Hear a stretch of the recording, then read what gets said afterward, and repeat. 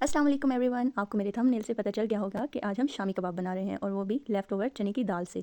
तो ये रेसिपी बहुत ही यमी होने वाली है, गौर से देखिएगा। और हम लेफ़्ट ओवर चने की दाल क्यों इस्तेमाल कर रहे हैं, इसकी एक खूबसूरत सी और बड़ी अहम वजह है जो कि मैं वीडियो में आपको आगे बताऊँगी।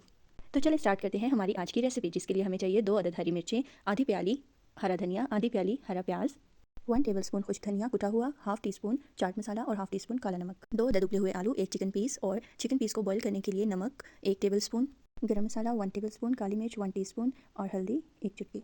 चिकन को अच्छी तरह से साफ़ कर लेंगे, पैन में पानी लेंगे और चिकन उसमें डाल देंगे बॉईल करने के लिए। और बीच में चिकन के साथ सारे मसाले जो नमक, काली मिर्च, गरम मसाला और हल्दी है वो डाल के अच्छी तरह से बॉईल कर लेंगे। इतना बॉईल कर लेंगे कि पानी बिल्कुल खुश्क हो जाए।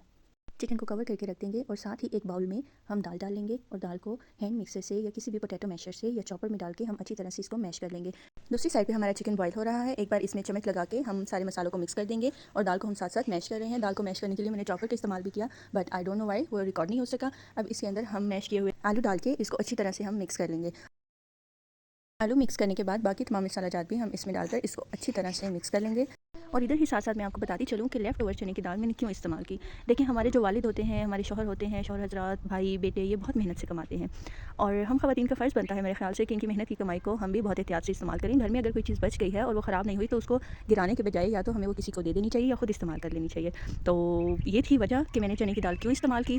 और साथ साथ हम अपना चिकन भी देख रहे हैं, बहुत अच्छे से टेंडर हो गया है, इसका पानी बिल्कुल खुश्क हो गया, इसको मैंने निकाल लिया है।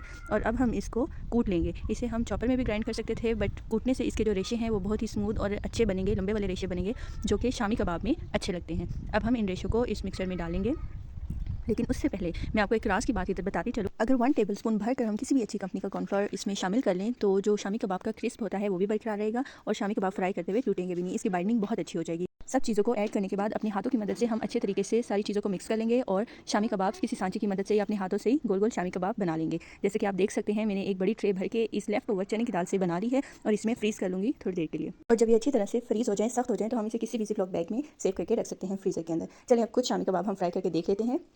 तो इस तरीके से सबसे पहले हमने एक अंडा फेंट लेना है अच्छी तरह, और अंडा फेंटने के बाद जो शामी कबाब में असल टेस्ट देता है वो है काली मिर्च। हमने अंडे में काली मिर्च 1 चुटकी डाल देनी है और इसे अच्छी तरह से फेंट के फिर हमने फ्राई कर लेनी है शामी कबाब। जैसे कि आपको नज़र आ रहा है, ये देखें, मैंने 4 to 5 शामी कबाब उसी वक्त फ्राई कर लिए थे फ्रेश और ये लुक आपके सामने है ज़बरदस्त यमी सी शामी कबाब की। मेरे चैनल को सब्सक्राइब करना ना भूलिएगा।